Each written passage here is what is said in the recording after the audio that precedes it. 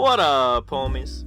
In June, I revealed my entire chess opening repertoire as the white pieces, and at the end, I revealed that my very favorite opening as white is the Urusov Gambit. Today, we're going to take a look at the most common ways for this opening to play out. Although I'm only going to discuss the declined lines and the sidelines for now because it got really long if I tried to include the main line as well. And how to consistently whoop the other player by using the Urusov. Before any of that though, let me tell you about this video's sponsor, the like button. This little gray thumb is pretty cool because it turns blue when you press it. Thanks for sponsoring me, little blue thumb. Alright, prepare to suddenly win all your chess games. So the first thing I want to explain is what the Urusov Gambit even is. This opening arises after the players make the moves e4, e5, bishop to c4, knight to f6, and then the surprising pawn to d4, a pawn that black accepts with pawn takes d4. And then rather than taking it back, white plays knight to f3, offering another pawn as a gambit. By the way, in case you weren't aware, a gambit is when you give up materials such as pawns or pieces, and in return you get to build up an attack or hold a stronger position. If we assume black accepts the gambit, then in this case we sacrifice a pawn in return for a crushing attack to start the game by taking their d4 pawn with the queen. Not only do we now have the queen, bishop, and knight developed, we are also forcing them to spend a turn saving their knight, after which we can bring out even more pieces. Looking at this position, suddenly it becomes pretty clear why this gambit gets so ferocious so quickly. Now that you know what the Urusov Gambit is, we have to take a second to dive into what happens if they don't accept the gambit. After all, the gambit isn't even offered until move 4, meaning there are plenty of chances for the game to take a different direction early on. To give a brief summary of what routes I would take if black circumvents this move order in the first few moves, we're going to quickly observe how they could do so. First of all, I'm going to assume they entered the king spawn game. I mean, if you really want my perspective on all the other main e4 games like the Sicilian or the French, I discussed them in the aforementioned repertoire video, which I linked to in the description. Other than knight to f6, the three moves people tend to play in this position are knight to c6, bishop to c5, and the Philidor defense with pawn to d6. If they play either the bishop or knight move, I'm just going to hop my knight out to f3 and look for some Italian or Scotch game setups, especially the max laying attack. FYI, the max laying attack is when the players end up in this position here. If they go into the Philidor defense, I'm still going to plop my knight onto the f3 square, except this time I'm looking to either go into the central attack or just trick them with the legal trap. If you're wondering what either of those are, leave me a comment asking for more info and I'll be compelled to make more chess videos. If on move 2 they stick to your plan by playing knight to f6, they're honestly pretty likely to accept the pawn you offer on move 3. However, there are some rather dubious alternatives available as well. They could take your e-pawn with the knight, but you can easily meet this with pawn takes e5, and now you're threatening to take the f7 pawn with your bishop.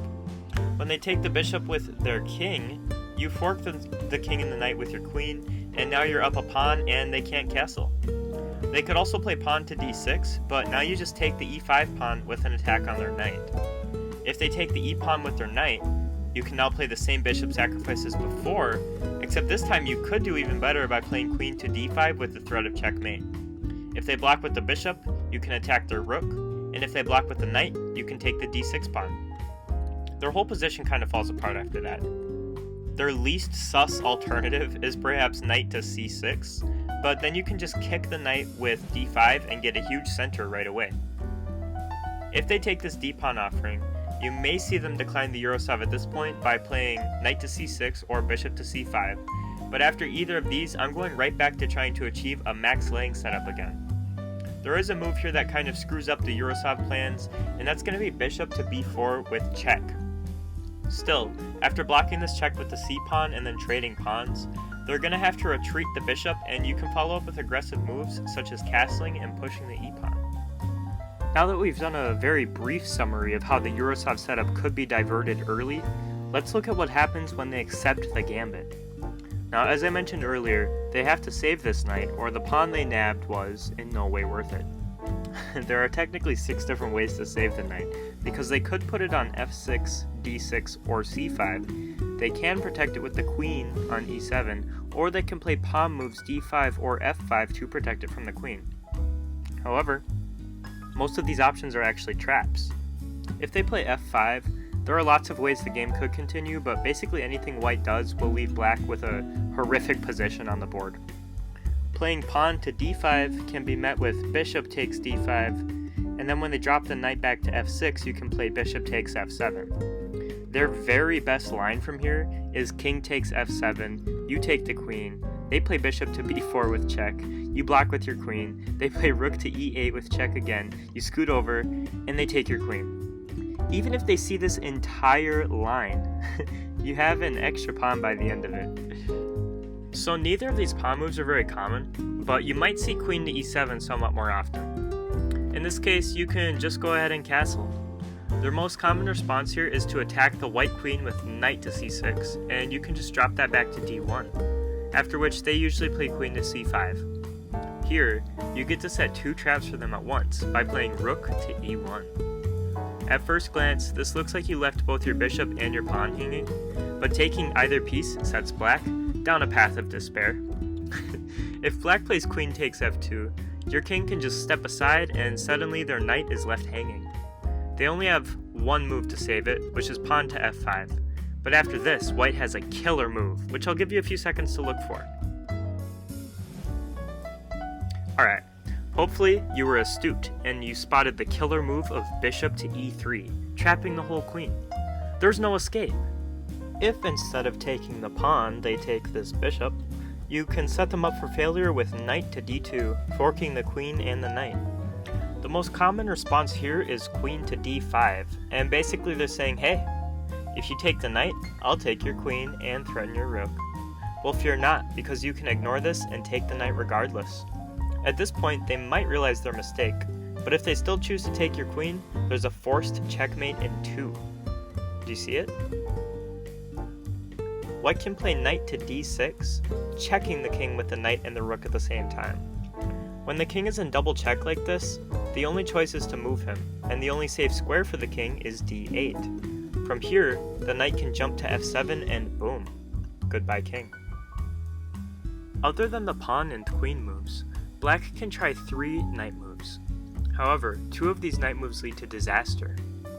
Some of what I'm about to discuss is from a video that GJ Chess, one of my favorite chess YouTubers of all time, did on the Urusov accepted lines. So if you want to check my references, I'm leaving a link to his video in the description of this one. If black plays knight to d6, white can just go ahead and castle kingside. Black will usually make one of 2 moves here, either taking the bishop or attacking the queen with knight to c6. In the event that they take the bishop, you can immediately begin to cackle maniacally as you play the crushing move rook to e1 with check. They're absolutely going to block this check with bishop to e7, and when they do, you can play queen takes g7, attacking the rook. They're actually about to be in danger of checkmate, but they'll probably try to save the rook by bringing it over to f8 for now. However, this fails miserably when you play bishop to h6, exploiting the fact that their bishop is pinned by the rook. There's no saving the rook, and you might even get their king soon if they don't just resign first. If instead of taking the bishop, they play the other knight to c6, you can still hit them with rook to e1 check. If they block with the bishop, we've already seen that it goes horribly awry, but this time they can also block with the knight. When they block with knight to e7 though, you can just drop your bishop back to b3 and suddenly your opponent is in the most ridiculous zugzwang ever. Zugzwang, by the way, is when every move available to a player can only worsen their position, and so their best choice would just be to skip their own turn. Sadly for the black pieces here, skipping your own turn isn't allowed in chess, and they have to do something. However, they're so tied up that there's simply nothing good to do here.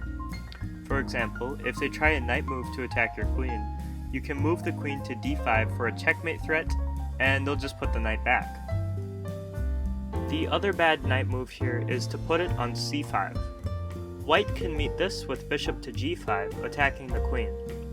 Black's first instinct might be to block this with bishop to e7, but if they move the bishop, then they're right back in the same trouble where the white queen takes on g7 again. so they have to block this with pawn to f6 instead.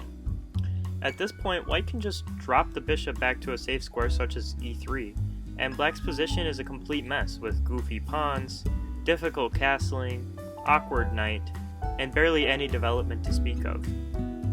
The main line for black to play from here is to drop the knight back to f6, but because of how long it took just to run through the declined lines and the accepted sidelines, I'm gonna save the Urusov main lines for another video. Leave me a comment letting me know if you have any questions, or if you're interested in seeing the main line of the Urusov Gambit, because I don't want to make it if no one wants to see it. And while you're down there, you could suggest some other openings you'd like to see as well. Thanks for tuning in to this total romp of an opening, and I will see you next week.